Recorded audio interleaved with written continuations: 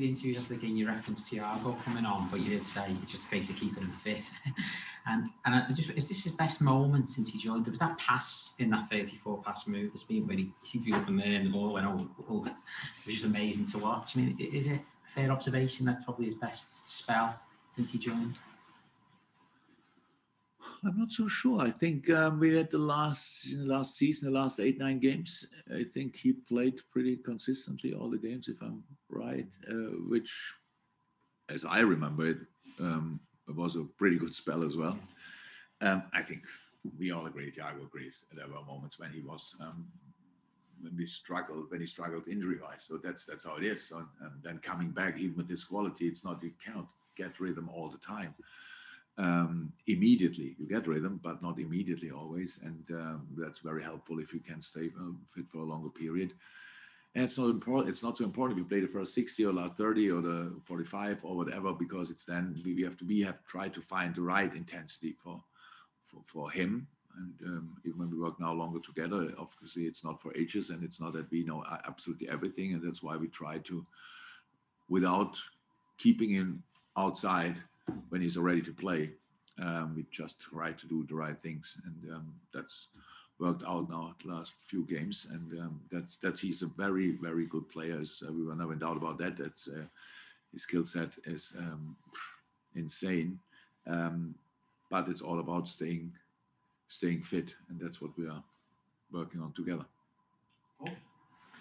I was just wondering, in the week that Luis Diaz was with Colombia before he came to Liverpool, did the club give him any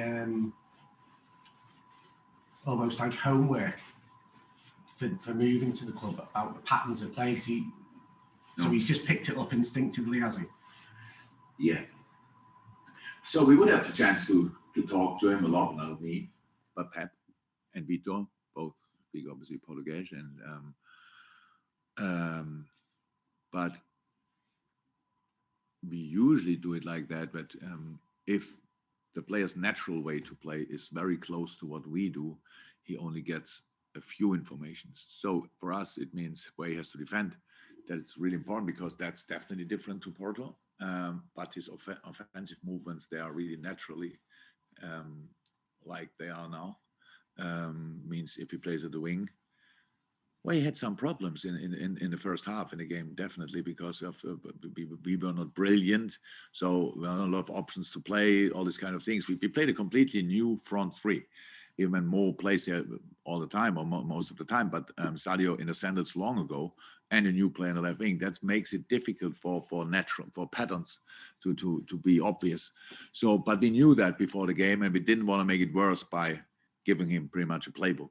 Say, if the ball is there, you go there. If the ball is there, you go there. Because you have then to let them be as sure about themselves as possible. So, no, we didn't give them anything to Colombia. We were waiting until he was here. We wanted to play because all these, we saw him playing, and it was like easy to fit him in. Easy to fit him in with all the things he's doing.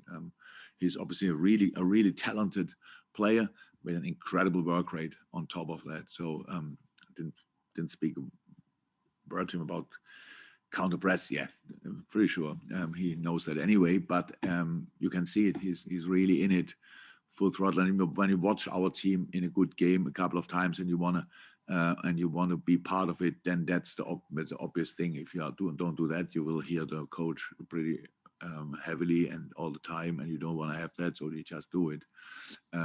But football-wise, I think there's a stat that in his 4 games he's won possession in the final third more than the rest of the forwards put together. 9 times, and the other 4 main ones have together have won that less. Oh, I didn't see the stat. I didn't see the stat, but I knew that he did really well. Yeah. So, how said, that's natural. We saw it, and so you let him. But there will be moments when we have to talk longer and more in detail. But that's not now, because we want him like he is, and not directly convert him in and what we think he can be in the future. So there's time for that. Really happy with what he's delivering now, and from there we will go. Cool. I'm finishing with Dave Maddock. Final question of this entire section. Dave, on the Zoom. Hi, Jurgen. You say quite rightly that nothing's changed because City do tend to win all their games when they are put under pressure, as when you've been chasing them, for instance. That's so different to the history of the Premier League, where you don't even, I think you've already kind of suggested, you don't even normally talk about a title race as such at this stage because so much more can happen. But given City have that ability to win their last 10, 15 games or whatever, psychologically, how is that for a side like Liverpool who are matching them? Is it more pressure, less pressure? How difficult is it to be in a situation, as you are every season, really, with Manchester City showing that sort of incredible ability to see out seasons, if you like? For us, it's first and foremost important that we are close to the top, whoever is the top, because that obviously shows that something's going the right direction. So in this year included, last 4 seasons, we were 1 year not around because last year we had our problems and had some struggles. But the 2 seasons before, it was an insane race. No, the year before not, because we were so far away. But then the year before, so there's a while that it's a while going on that obviously both teams are able to do some special stuff. I have to say, that's with all respect. What City is doing is incredible. I think we are pushing each other as well, and not only us, because the other teams. I don't forget the other teams. I don't forget Chelsea. I don't forget United, Arsenal, Tottenham, whoever it is there. But we are pushing each other. I think we can. That's how it is a little bit. So it keeps you just going. There is no chance. There is no chance to get a bit soft or whatever, because the other one will be there immediately to catch you.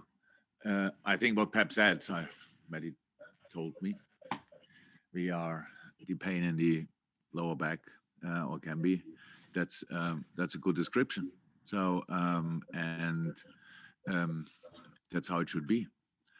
We try to be as annoying as somehow possible, as long as until we have a chance to overtake. I don't know when that will be, if that will be the case. But what I always said, you have in the decisive moments of the season, but it's not now, it's not February, it's March, April rather. You have to be close enough to make a decision in your direction. So, and I don't know if that will be the case, because what we do is pretty special, and I don't expect that to happen every week. And you cannot turn around games every week. Blah blah blah. We have to be on our absolute best to play the best possible season for us.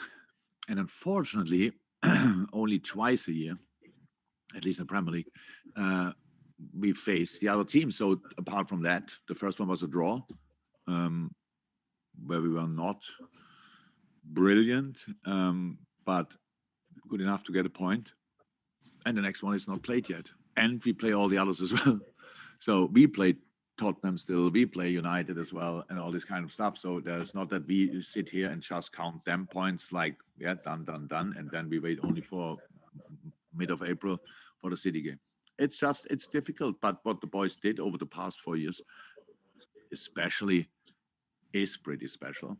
And I'm happy with that, but not overly happy, not that happy that I think, okay, that's enough. We have to go from now on. We all know that it's for so far not a bad season, but the decisions will be made later. One decision at the weekend, other decisions maybe even later. And we just have to make sure that we are always in and around when these decisions will be made.